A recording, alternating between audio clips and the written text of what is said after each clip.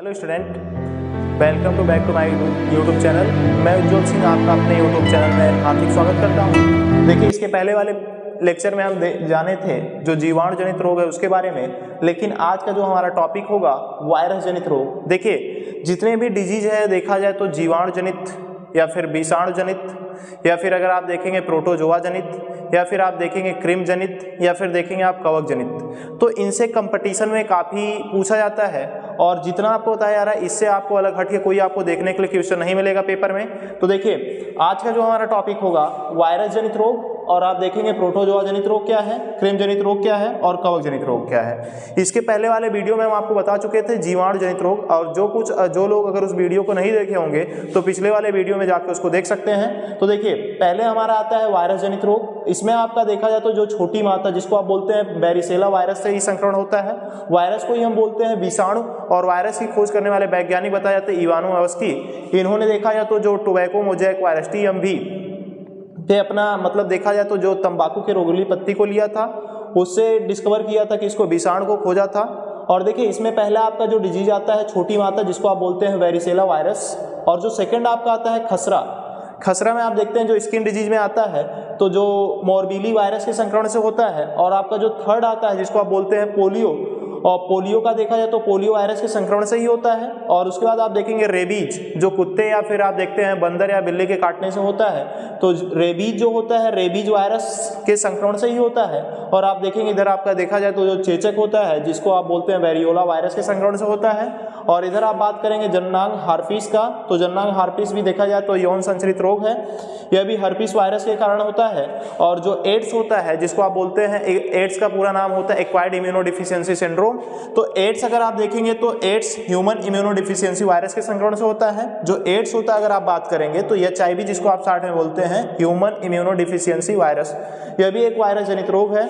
जब blood direct संपर्क में आता है तो आप देखेंगे HIV का संक्रमण होता है। तो जिसके लिए देखा जाए तो जो रुधिर आधान होता है, फिर आप देखते हैं या फिर जो नाई सेविंग जिस ब्लेड का यूज करते हैं, या फिर आप देखते हैं जो इंजेक्शन होता है, इन सभी का अलग अलग यूज किया जाता है। तो जब ब्लड किसी रोगी व्यक्ति का मतलब संपर्क डायरेक्ट किसी स्वस्थ व्यक्ति से होता है तो उसमें आपको इस संक्रमण का खतरा दिखाई देता है। तो जैसे देखा जाए तो इसका इन्फेक्शन ज़्यादातर करके ब्लड के संपर्क में आने से ही होगा। तो इसमें देखिए, उसके बाद आपका जो एड्स के नीचे आता है आपका हेपेटाइटिस भी देखा जाए तो हेपेटाइटिस वायरस के संक्रमण से होता है। और जो इन्फ्लुएंजा होता है देखा जाए तो सामान्य में जो आप सर्दी खांसी आप बोलते हैं, तो इन्फ्लुएंजा का देखा जाए तो मिक्सो वायरस इन्फ्लुएंजाइस के संक्रमण से होता है। और अगर आप बात करते हैं खसरा, तो खसरा भी देखिए ऊपर भी आपको बताया गया था, खसरा यहाँ पे भी रिपीट हो गया है, तो जिसको आप बोलते हैं मार्बेली वायरस के संक्रमण से होता है। और इधर आप देखते हैं गलसुआ, जो गलसुआ होता है अगर देखा जाए तो जो आपका थायराइड ग्रंथि फूलने लगता है यहाँ पे गलसुआ, तो वह भी जो गलसुआ होता है मम्प्स वायरस के संक्रमण से होता है। और जो ट्रोकोमा वायरस होता है, ट्रोकोमा भी डिजीज होता है, वह भी एक वायरस के संक्रमण से ही होता है, तो इसका नाम भी होता है ट्रोकोमा वायरस। और देखिए, जो जेनाइटल हर्पिस होता है सिम्पैलेक्स सेवेनेजिनेलिस के संक्रमण से होता है, यह भी एक देखा जाए तो STD होता है, जिसको आप बोलते हैं शॉर्ट में STD का पूरा नाम होता है सेक्सुअल ट्रांसमिटेड डिजीज, यौन संचरित रोग। तो यह भी देखा जाए तो उसी में आपका यह डिजीज आता है। अब इसके बाद देखिए जो आपका इधर आता है प्रोटोजोआ जनित रोग।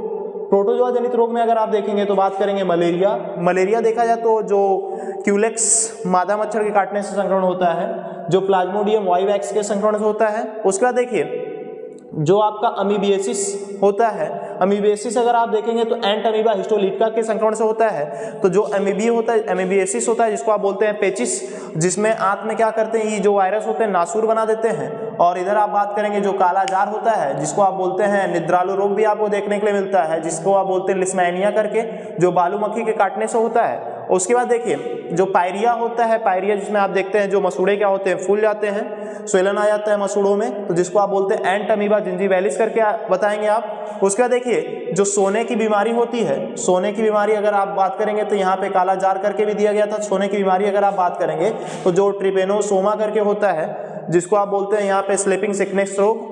तो उसके बाद देखिए जो आपका यहाँ पे आता है क्रिम जनित रोग। क्रिम जनित रोग में अगर आप देखेंगे तो जो फाइलेरियोसिस होता है जिसमें आप देखते हैं पैर हाथी के समान सूज जाता है। और उसके बाद देखिए फाइलेरियोसिस में क्या होता है कि पैर हाथी के समान सूज जाता है, और देखा जाए तो इसका संक्रमण अगर रात में अगर देखा जाए सोते वक्त इसके जो वायरस होते हैं वो सक्रिय हो जाते हैं। तो यह फाइलेरियोसिस अगर आप बोलेंगे बाउचीरिया बैंक्रॉप्टी के संक्रमण से होता है। और जो टीनियसिस होता है, टीनियसिस अगर देखा जाए तो जो इंटेस्टाइनल पैरासाइट होते हैं या मतलब आंत में पाए जाने वाले परजीवी होते हैं, टीनियसिस जिसको आप बोलते हैं टीनिया सोलियम के संक्रमण से होता है। और जो एस्केरेसिस होता है जो बच्चों में देखा जाए तो गंदेपन से देखने के लिए अधिक मिलता है।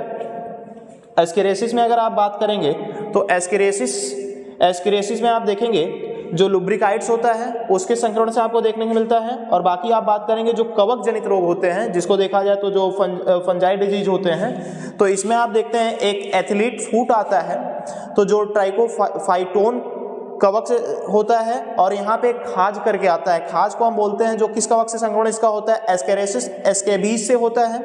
और जो दाद होता है जिसको आप बोलते हैं ट्राइकोफाइटॉन कवक से होता है। दाद रोग किस कवक से उत्पन्न होता है अगर आपसे पूछा जाए तो आप बताएंगे ट्राइकोफाइटॉन। देखिए हम आपको इस वीडियो में आज जो आप बताए हैं वायरस जनित रोग क्या है, प्रोटोजोआ जनित रोग क्या है, क्रिम जनित रोग क्या है। हर कंपटीशन में आपको यहाँ से क्वेश्चन देखने के लिए मिलेगा, आप इसको विधि पूर्वक देख सकते हैं। अगर जो भी आपको असुविधा होती है वीडियो में तो उसको आप कमेंट के माध्यम से बता सकते हैं। और आगे भी बायोलॉजी में जानने के लिए फैक्ट आप चैनल को सब्सक्राइब करते रहिए, और आपको जो भी पूछना है तो उसको आप कमेंट के माध्यम से बता सकते हैं। आज का टॉपिक हमारा यहीं पे समाप्त होता है। और बाकी देखा जाए तो जो आपको शरीर संबंधित डिजीज होते हैं, अंग विकार संबंधित, आपको वह आने वाले वीडियो में आपको दिखाई देगा। धन्यवाद।